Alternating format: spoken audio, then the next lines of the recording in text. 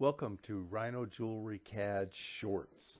In this video, I'm going to demonstrate how to adjust a closed curve seam to get text to flow correctly around a ring. Select these, transform, flow along a curve, base curve, isocurve, and there they are. But there's a couple of things here. See how the start and the end point aren't really where I would like to have it? I would like the space to be even at the bottom of the ring. So here's how we're going to fix that. We're going to undo what we just did, and we're going to select this isocurve, and we're going to go to the curve edit tools, and we're going to adjust the closed curve seam right here. Boom. And so see where the seam of that curve is?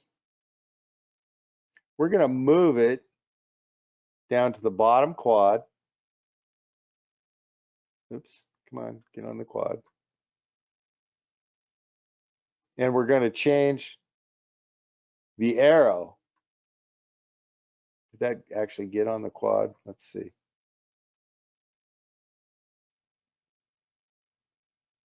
Quad, that's where I want it. Okay, oops, quad, boom.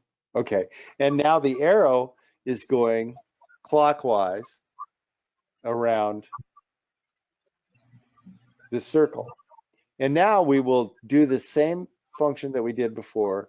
Transform, flow along curve, base curve, this curve near the same start point that we used on the base curve. And these will now flow properly the way I would expect them to. Gary, you changed that direction of the arrow by clicking on the arrow? Clicking on the arrow itself, yes. Wingdings, you guys. If you enjoyed this video, don't forget to give it a big thumbs up and subscribe to the channel. Thank you.